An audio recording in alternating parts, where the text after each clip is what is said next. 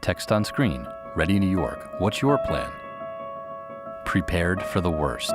Kevin, a young man in a wheelchair, speaks to us from a dark room. It was a Sunday evening in August, and it was sweltering hot. Kevin's apartment. I was watching TV and waiting for my girlfriend Lori to get home from work when I got a text from Notify NYC. It said the city was opening up cooling centers the next day because of the heat. The next thing I knew, the television and the lights all went dark. It was a blackout. For some people, that might mean grabbing flashlights and sitting on the stoop with the neighbors until it was all over. But for me, it's a very big deal. He turns on a flashlight on his phone. I use a ventilator because my lungs can't take in enough oxygen on their own. I use it periodically during the day and to sleep safely every night. We see the ventilator. Without a steady source of electricity to keep the ventilator batteries charged, I could be in serious trouble. And that's exactly why I have a backup plan. Not long after the power went out, my home health aide Hector contacted me. Hector walking. I had gotten a text from Notify NYC saying that the power could be out for an extended period. He reads the text. I know that Kevin's ventilator requires power, so I thought of him immediately. He makes a phone call. I called Kevin right away, and I was relieved to hear that the blackout hadn't cut out his cell service. I had a few clients in the affected area, but I wanted to head over and check on Kevin first. He insisted he was fine.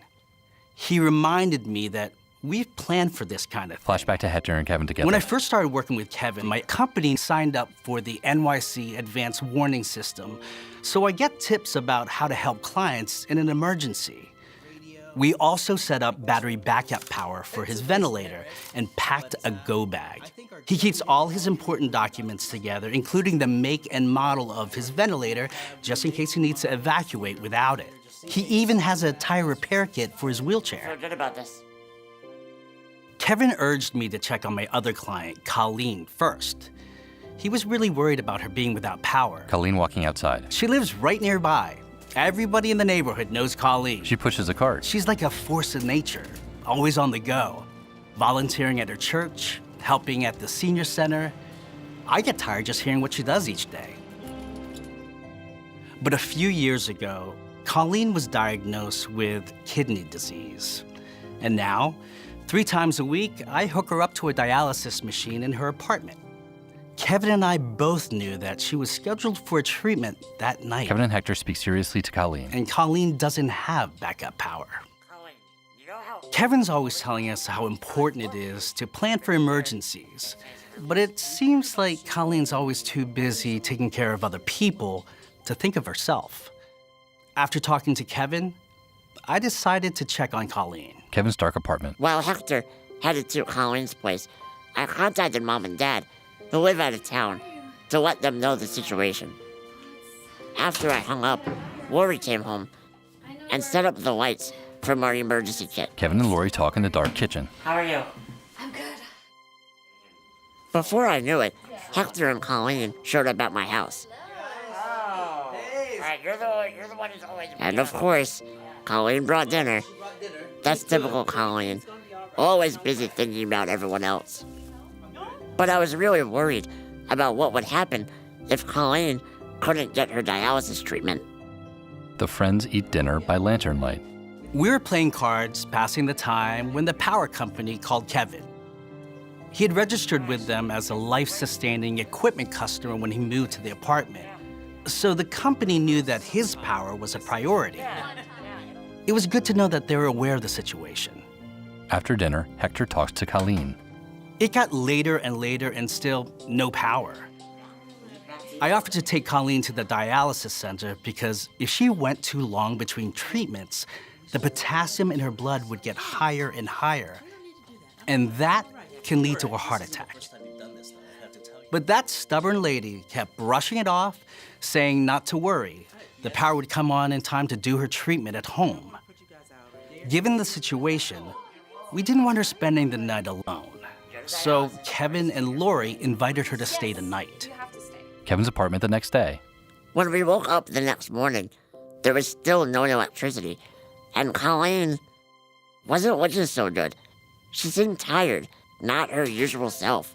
When Hector showed up with a fresh battery for my ventilator, I made him take Colleen straight to the dialysis center. Hector and Colleen She leave. needed that treatment ASAP.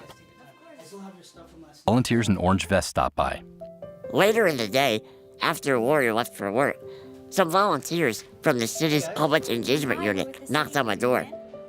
They asked if I needed assistance leaving my apartment and told me that there was a commodity distribution point set up at a park right down the street. Hector said he'd be sure to stop by. Kevin and I let them know that we were fine, that Kevin had a support system and was prepared with backup battery power for his ventilator, so it was safer for him to stay here. Hector brings in a box of food. The commodity distribution point was a great help. It was right here in the neighborhood, and they had food, water, and other supplies. When I got back to Kevin's place, I let him know that they set up a station for him to charge his ventilator and backup batteries if he needed to.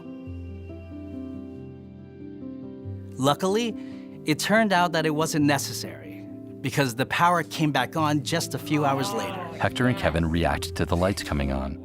It was a pretty intense time, but when I think about it, it all worked out in the end. Because we had a plan. We support each other, and we've talked about what we need to do ahead of time. Sooner or later, emergencies like this do happen.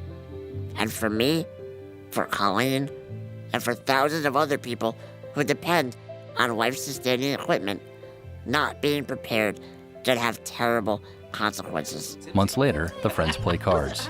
I have finally convinced Colleen to get backup power for her dialysis machine. And now, she comes over every weekend for a game of cards.